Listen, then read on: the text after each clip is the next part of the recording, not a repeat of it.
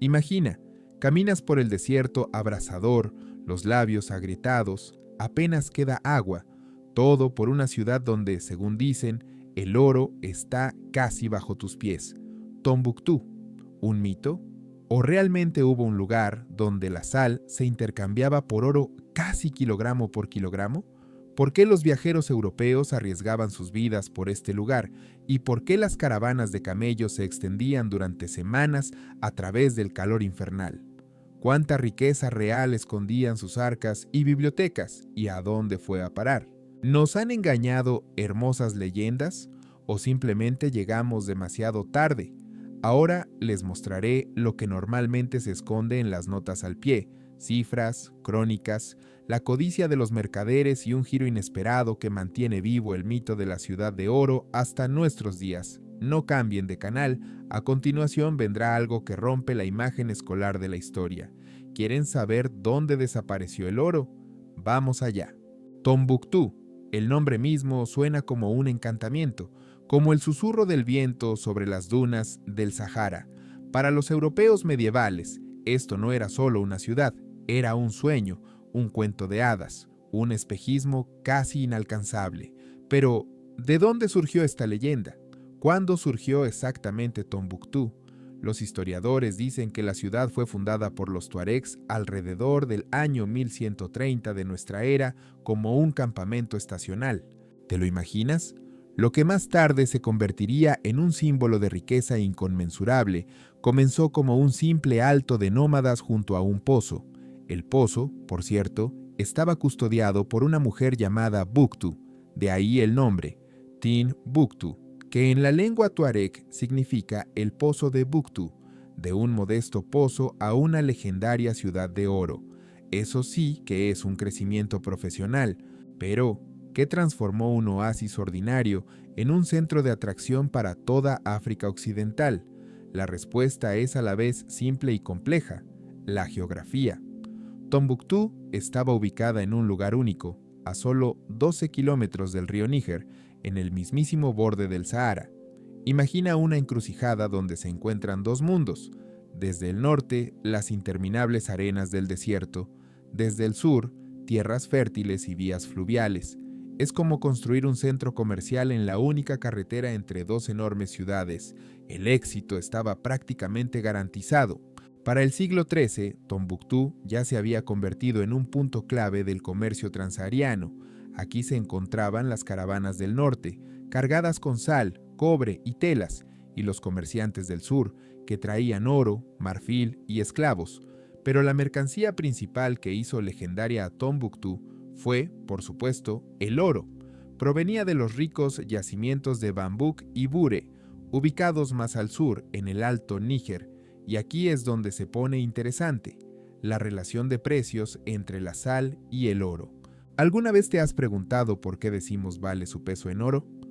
En Tombuctú, esta frase adquiría un significado literal. La sal, que ahora podemos comprar por céntimos, era increíblemente valiosa en el África occidental medieval, tanto que, en ciertos periodos, una barra de sal se intercambiaba realmente por una cantidad igual en peso de oro. Suena fantástico, pero recuerda, sin refrigeradores, sin conservantes, en un clima caluroso, la sal era la única forma de conservar los alimentos. Era una cuestión de supervivencia, no de lujo. El viajero árabe Ibn Battuta, que visitó Tombuctú en 1353, escribió: «El oro viene del sur, la sal del norte y el dinero de Dios de todas partes». Bellamente dicho, ¿verdad? Pero, ¿qué hay detrás de esta poética frase? Números reales. En su apogeo, hasta 12 toneladas de oro pasaban anualmente por Tombuctú. Intenta imaginar esta montaña de metal amarillo, y una parte significativa de esta riqueza permanecía en la ciudad, en manos de mercaderes, eruditos y gobernantes. Pero Tombuctú no es solo oro. Paradójicamente, el verdadero tesoro de la ciudad eran los libros. Sí, has oído bien. Para el siglo XVI, Tombuctú se había convertido en el mayor centro intelectual del mundo islámico. Aquí se encontraba la famosa Universidad de Sankore, donde estudiaban hasta 25,000 estudiantes. Para comparar, Oxford en esa época tenía solo unos pocos cientos de estudiantes. Impresionante, ¿no es así? Cientos de escribas trabajaban en la ciudad, creando copias de manuscritos antiguos. Los libros se valoraban literalmente a peso de oro. Un buen manuscrito podía costar tanto como varios camellos. ¿Te imaginas la demanda de conocimiento? En las casas de eruditos y mercaderes se guardaban enormes bibliotecas. Según algunas estimaciones, en su apogeo, Tombuctú contenía hasta 700.000 manuscritos. Astronomía, matemáticas, medicina, poesía, filosofía, religión, todo un universo de conocimiento en medio del desierto. Ahora, hablemos de cómo Tombuctú se convirtió en un mito para los europeos. Los primeros rumores vagos sobre la ciudad de oro llegaron a Europa en el siglo XIV. En el Atlas catalán de 1375, Tombuctú ya estaba marcada como un punto importante. Pero lo interesante es que ningún europeo había visto esta ciudad con sus propios ojos hasta principios del siglo XIX. ¿Por qué? Porque los gobernantes locales entendían perfectamente. Si dejaban entrar a los europeos, los ejércitos les seguirían, y tenían toda la razón.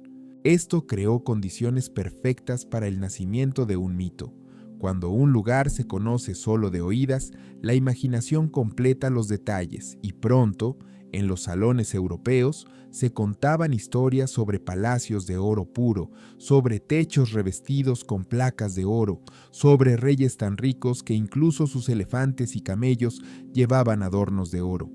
¿Has notado cómo funciona la fantasía humana? Siempre exagera lo que es inaccesible.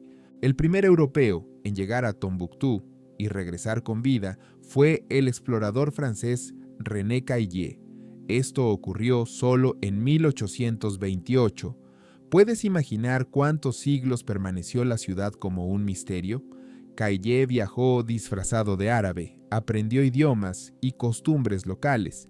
¿Y qué vio? Una ciudad de arcilla, sin palacios dorados, sin pavimentos incrustados de piedras preciosas. Así describió Caillié sus impresiones. Miré esta ciudad que se había convertido en la meta de mi viaje, una ciudad que había ocupado mis pensamientos durante tanto tiempo, y en lugar de una ciudad rica, majestuosa y civilizada, solo encontré un conjunto de casas de arcilla mal construidas. Puedes imaginar su decepción. El hombre arriesgó su vida, viajó miles de kilómetros y en lugar de un fabuloso El Dorado, vio una ciudad africana ordinaria. Pero, ¿sabes qué es irónico? Caillié llegó a Tombuctú demasiado tarde. Para el siglo XIX, la gran ciudad ya había vivido su apogeo y estaba en declive.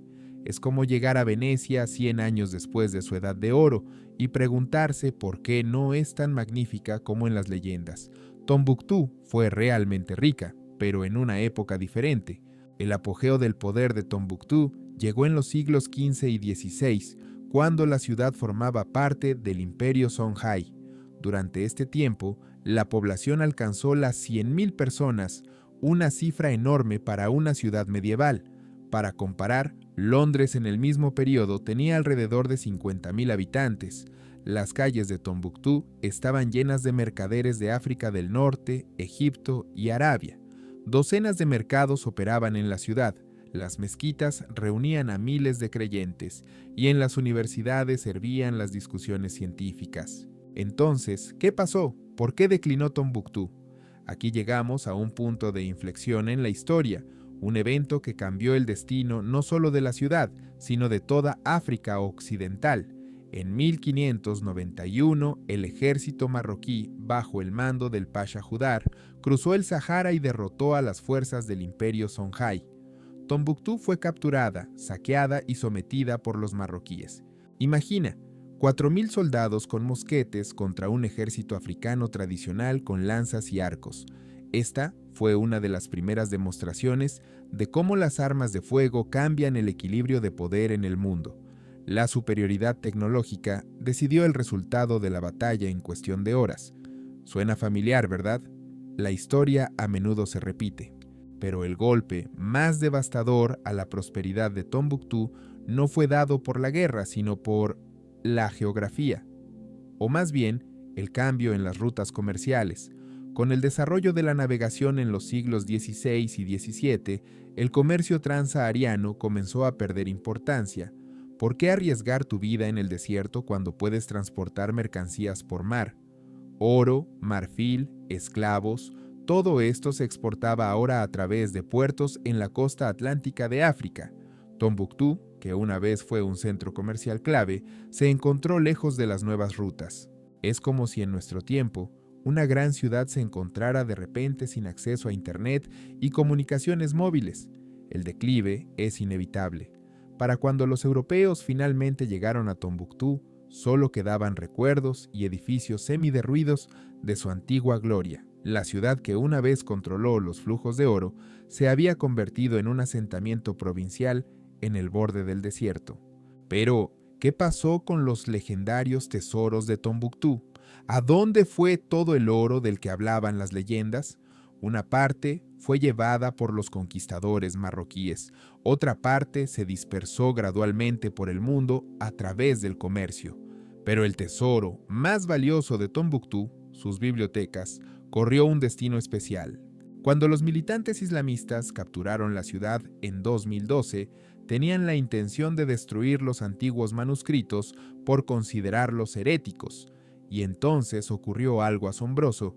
Los residentes locales organizaron una operación secreta para salvar los manuscritos. Cientos de miles de libros invaluables fueron transportados secretamente en botes por el río Níger, escondidos en casas, enterrados en la arena. Fue una verdadera operación de resistencia cultural. ¿No es sorprendente? Siglos después de que la gloria de Tombuctú se desvaneciera, sus habitantes todavía estaban dispuestos a arriesgar sus vidas por los libros. Hoy, Tombuctú es una pequeña ciudad en Malí, con una población de aproximadamente 54,000 personas, casas de arcilla, calles estrechas, mezquitas antiguas y turistas que vienen a ver el lugar que una vez se consideró la ciudad más rica del mundo. La UNESCO ha incluido a Tombuctú en la lista del Patrimonio Mundial, reconociendo su enorme valor histórico y cultural, pero la inestabilidad política en la región hace que la ciudad sea de difícil acceso para los viajeros. Entonces, ¿fue Tombuctú una ciudad de oro o es solo un mito? La verdad, como de costumbre, está en algún punto intermedio. Tombuctú fue, de hecho, una ciudad increíblemente rica, pero no en el sentido de cuento de hadas que pintaba la imaginación europea. Su riqueza no residía tanto en palacios dorados como en el control sobre las rutas comerciales, en la influencia intelectual, en el significado cultural. Era, si quieres, el equivalente medieval de un moderno centro financiero y educativo. ¿Y sabes qué es lo más sorprendente? La leyenda de Tombuctú sigue viva. Incluso ahora, cuando podemos caminar virtualmente por sus calles a través de Google Maps, la ciudad continúa envuelta en un aura de misterio. La expresión tan lejos como Tombuctú se usa en muchos idiomas para denotar algo increíblemente remoto, casi inalcanzable. La ciudad se ha convertido en una metáfora, un símbolo, y esa es quizás la riqueza más duradera que puede existir. ¿Qué podemos extraer de la historia de Tombuctú hoy? Quizás la lección principal es que incluso los mayores centros de civilización pueden declinar si cambian las condiciones externas. Tecnologías, rutas comerciales, situaciones políticas, todo esto puede devaluar instantáneamente ventajas que parecían inquebrantables. Tombuctú era el centro del mundo hasta que el mundo cambió a su alrededor. Te hace pensar en las megalópolis modernas, ¿verdad? En conclusión, Tombuctú es una historia sobre cómo la realidad se convierte en mito y el mito influye en la realidad. La ciudad era realmente rica en oro, pero no tanto como afirmaban las leyendas. Era realmente un centro de aprendizaje, pero su patrimonio intelectual estaba en peligro. Realmente controlaba el comercio transsahariano, pero perdió esta ventaja con el cambio de las rutas comerciales globales. Ahora quiero preguntarles, ¿qué ciudades modernas, en su opinión, podrían repetir el destino de Tombuctú? ¿Qué cambios tecnológicos o económicos podrían transformar los centros de civilización de hoy en museos al aire libre del mañana? Compartan sus pensamientos en los comentarios. Realmente me interesa conocer su perspectiva. Si disfrutaron de este viaje a través de las arenas del tiempo, hasta la legendaria Ciudad de Oro, no olviden dar me gusta y suscribirse al canal. Hagan clic en la campana para no perderse los próximos episodios. Nos esperan historias igualmente fascinantes sobre civilizaciones olvidadas y sus tesoros. Por cierto, la próxima vez viajaremos a un lugar donde las leyendas sobre la riqueza resultaron ser ciertas, pero esta riqueza no trajo prosperidad, sino la caída de todo un imperio. ¿Intrigados? Entonces quédense con nosotros. Y finalmente, quizás el verdadero oro de Tombuctú no es el metal, sino el conocimiento que se guardaba en sus bibliotecas. Después de todo, en última instancia, lo único que ha sobrevivido a los siglos no son los palacios y los tesoros, sino las ideas y las historias, como la historia de la propia Tombuctú que acabo de contarles.